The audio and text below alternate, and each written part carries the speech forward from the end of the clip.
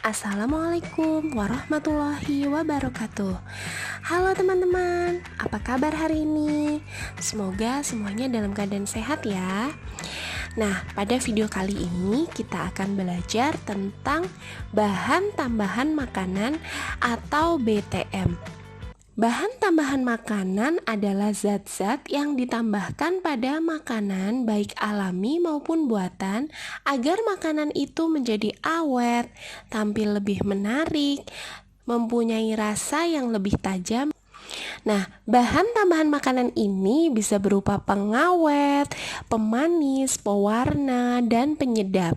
Yang semuanya itu bisa dibagi menjadi dua jenis teman-teman.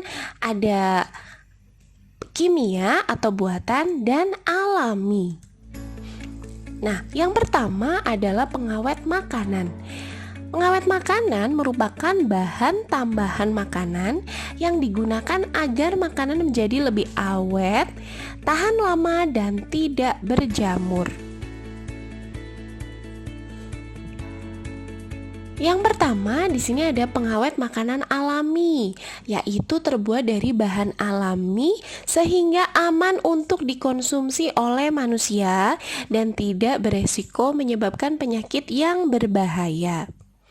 Bisa kita dapatkan dari garam dan gula. Garam dan gula dapat dimanfaatkan menjadi pengawet makanan alami dengan pengolahan tertentu.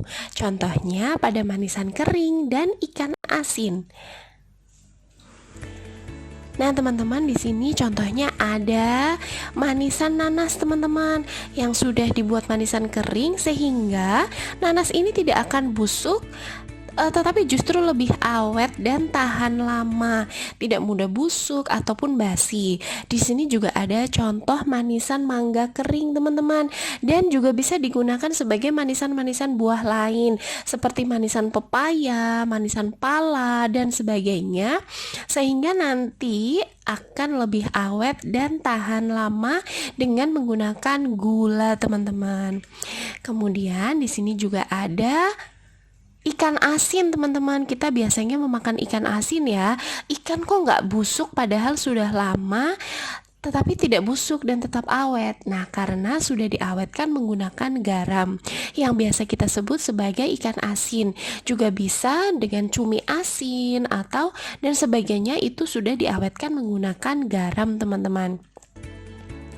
Yang selanjutnya ada pengawet makanan kimia atau buatan.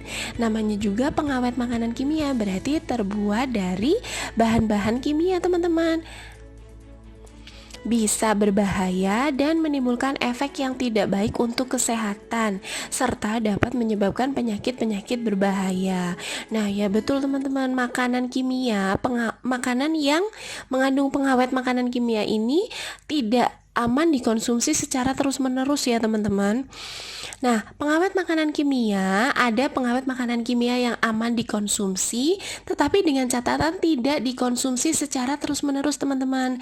Nah, namun pengawet alami tentunya jauh lebih aman dan tidak beresiko. Pengawet makanan kimia biasanya digunakan dalam berbagai industri makanan, seperti makanan-makanan frozen food, seperti sosis, nugget, bakso, dan sebagainya, biasanya menggunakan pengawet makanan. Nah, ini boleh dikonsumsi tetapi dengan catatan tidak terus-menerus ya, teman-teman, karena dalam jumlah yang berlebih atau yang melebihi ambang batas dalam tubuh nanti bisa menimbulkan reaksi-reaksi yang berbahaya bagi tubuh. Pengawet kimia yang aman digunakan dalam jumlah yang tidak berlebihan adalah seperti asam benzoat, kalium benzoat, asam sorbet, kalium sorbet, natrium benzoat, natrium nitrat, dan natrium nitrit. Nah, ini adalah bentuk dari pengawet kimia, teman-teman. Nah, kalau yang ini masih boleh digunakan dengan catatan tidak berlebihan ya, teman-teman. Yang pertama ada sodium propionat, potasium sorbet, dan benzoat. Di situ ada yang bentuknya halus, ada seperti panjang-panjang seperti beras, dan ada yang berbentuk butiran-butiran. Nah, kemudian ada juga pengawet makanan yang sangat berbahaya, teman-teman. Biasanya ini digunakan oleh para industri nakal, industri makanan yang tidak baik, teman-teman. Biasanya ini menggunakan pengawet seperti borak, formalin dan sebagainya. Padahal sebetulnya pengawet makanan borak ini bukan untuk mengawetkan makanan ya teman-teman, tetapi untuk mengawetkan benda-benda lain seperti pengawet mayat atau jenazah dan sebagainya. Contohnya adalah borak, formalin, dan asam salsilat. Nah, namun biasanya bagi para produsen-produsen makanan yang tidak baik, yang tidak amanah, mereka menggunakan borak untuk contohnya mengawetkan bakso. Jadi agar bakso lebih awet dan teksturnya lebih bagus. Biasanya orang juga menggunakan formalin untuk mengawetkan mie, teman-teman. Jadi makanya kita harus berhati-hati dan selektif ketika kita memilih makanan-makanan di luar sana, teman-teman ya, karena bisa mengandung pengawet makanan yang berbahaya. Selanjutnya ada pemanis makanan. Pemanis makanan merupakan bahan tambahan makanan yang digunakan agar makanan menjadi terasa manis dan lebih enak bagi penyuka makanan manis. Pemanis makanan alami yaitu pemanis makanan yang berasal dari bahan alami.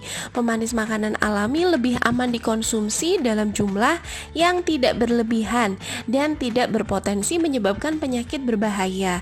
Ya teman-teman, meskipun terbuat dari bahan alami, kita juga tidak boleh berlebihan memakannya ya teman-teman. Contohnya di sini pemanis makanan alami ada gula tebu, gula batu, gula aren, madu, gula kelapa, dan gula jagung. Nah, ini adalah contoh gambaran pemanis alami, teman-teman. Selanjutnya ada pemanis makanan buatan. Pemanis makanan buatan adalah zat kimia yang dicampurkan ke produk makanan untuk menambah cita rasa manis sebagai pengganti gula. Banyak yang menyebutnya sebagai pemanis intens, sebab pemanis buatan ini memberikan rasa manis seperti gula namun rasanya jauh lebih kuat. Jadi jauh lebih manis daripada gula, teman-teman. Nah, ini perbedaan antara pemanis alami dan pemanis buatan. Pemanis alami pada suhu tinggi bisa terurai. Jika pemanis buatan cukup stabil bila dipanaskan. Kemudian, pemanis alami memiliki kalori yang tinggi, sedangkan pemanis buatan memiliki kalori yang rendah. Berikutnya, pemanis alami berasa manis normal. Pemanis buatan berasa manis sampai puluhan bahkan ratusan kali rasa manis gula. Wow, berarti jauh lebih manis ya teman-teman. Nah, pemanis alami harganya cenderung lebih tinggi. Pemanis buatan harganya sangat terjangkau. Pemanis alami lebih aman dikonsumsi dan pemanis buatan sebagian dapat berpotensi karsinogen atau penyebab kanker. Iya, betul teman-teman. Nah, kita perlu berhati-hati ketika kita membeli seperti minuman-minuman, es buah, manisan. Biasanya manisan selain ada gulanya juga ditambah pemanis buatan agar rasanya lebih kuat gitu teman-teman. Nah, di sini ada contoh pemanis buatan yang boleh digunakan sesuai dengan keputusan Balai POM teman-teman ya. Jadi yang pertama ada aspartam, isomalat, xilitol, malitol, manitol, sorbitol, laktitol, asesulfam kalium, alitam, neotam, siklamat, sakarin, dan sukrosa. Pemanis buatan ini sebenarnya boleh digunakan teman-teman, tetapi tidak dalam jumlah yang berlebihan ya. Jadi tidak boleh melebihi ambang batas dan tidak boleh dikonsumsi secara terus-menerus teman-teman ya. Jadi pemanis buatan ini sebenarnya ada beberapa yang beresiko karsinogen atau menyebabkan kanker teman-teman gitu. Nah, selanjutnya ada pewarna makanan. Merupakan bahan tambahan makanan yang digunakan agar makanan lebih berwarna dan menjadi lebih menarik. Ya, tentu saja biasanya makanan yang berwarna itu lebih menarik kan teman-teman. Nah, biasanya ditambah bahan pewarna makanan teman-teman.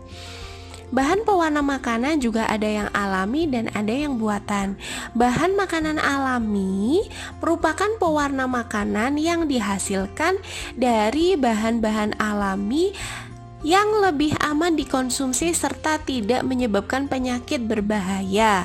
Seperti ada daun pandan untuk memberikan warna hijau, daun suji juga warna hijau, kunyit warna kuning, ubi ungu, buah bit, buah naga, dan blueberry. Jadi agar lebih aman kita bisa menggunakan pewarna-pewarna alami, teman-teman.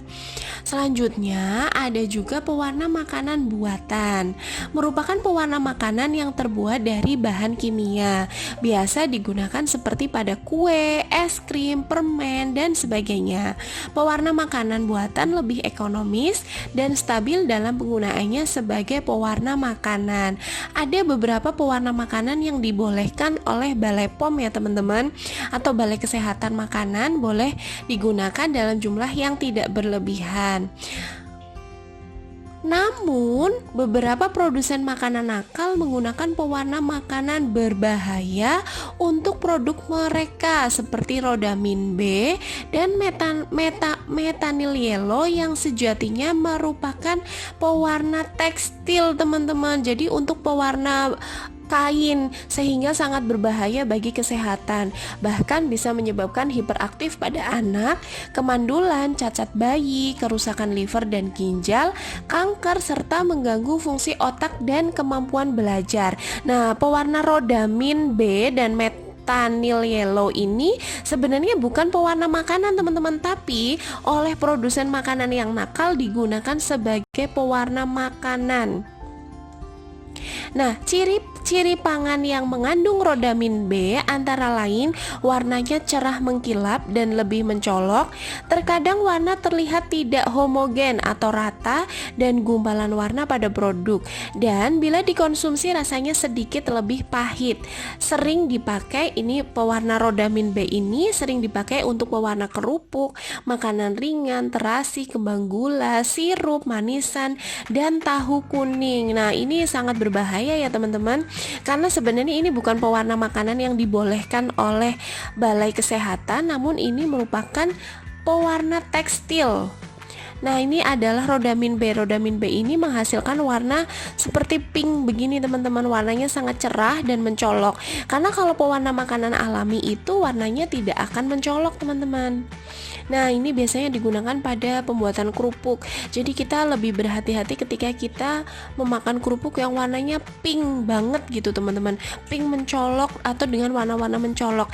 Karena bisa jadi itu berasal dari pewarna makanan yang tidak direkomendasikan oleh Badan POM gitu, teman-teman. Selanjutnya ada bahan tambahan makanan, yaitu penyedap makanan. Penyedap makanan merupakan bahan tambahan makanan yang digunakan agar makanan menjadi lebih enak, gurih, dan mengundang selera.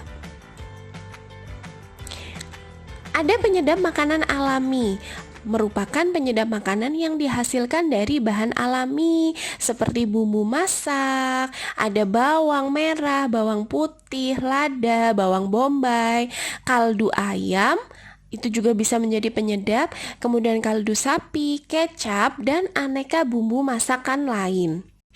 Sementara ada juga penyedap makanan kimia atau buatan, merupakan tambahan zat kimia yang menyebabkan makanan menjadi terasa lebih gurih. Di antaranya adalah kita sering mendengarnya disebut dengan MSG, kepanjangan dari monosodium glutamat. MSG digunakan pada berbagai makanan seperti makanan cepat saji, makanan instan, makanan kaleng, bahkan pada camilan-camilan kemasan, teman-teman. Nah, ini biasa kita sebut dengan mecin atau vetsin, teman-teman, merupakan kandungan dari mengandung MSG, teman-teman, atau penyedap makanan kimia atau buatan. Mengkonsumsi MSG dalam jumlah banyak dapat menyebabkan sakit kepala, gatal, mual, masalah sistem saraf dan reproduksi, tekanan darah tinggi, migrain, asma, bahkan depresi. Tidak hanya itu, mengkonsumsi penyedap makan dalam jumlah berlebih juga bisa menyebabkan ini ya teman-teman, berkurangnya fungsi otak kita gitu, teman-teman. Jadi kita khususnya para pelajar untuk tidak berlebihan dalam mengkonsumsi MSG, teman-teman ya. Nah, Teman-teman, ternyata kandungan MSG itu juga terdapat dalam MSG secara alami juga terdapat dalam makanan-makanan yang biasa kita ketemu seperti ayam, daging, itu juga mengandung MSG alami teman-teman. Jadi aman digunakan dan jauh lebih tidak beresiko terhadap kesehatan tubuh teman-teman. Jadi kita bisa mengganti MSG dengan seperti kaldu ayam, kaldu daging, atau kita juga bisa menggantinya dengan bumbu-bumbu lain seperti tomat. Itu juga merupakan penyedap makanan alami yang sangat direkomendasikan dan sangat aman untuk tubuh kita teman-teman ya. Nah, jadi mulai sekarang sebaiknya kita meninggalkan MSG atau penyedap makanan kimia dan beralih ke penyedap makanan alami seperti kaldu ayam, kaldu jamur, kaldu daging dan sebagainya. Nah, teman-teman, itu dia pembelajaran kita tentang bahan makanan tambahan. Terima kasih atas perhatiannya. Pesannya adalah tetap menggunakan makanan alami ya teman-teman, karena yang alami itu jauh lebih aman dan sehat untuk tubuh. Terima kasih atas perhatiannya. Wassalamualaikum warahmatullahi wabarakatuh.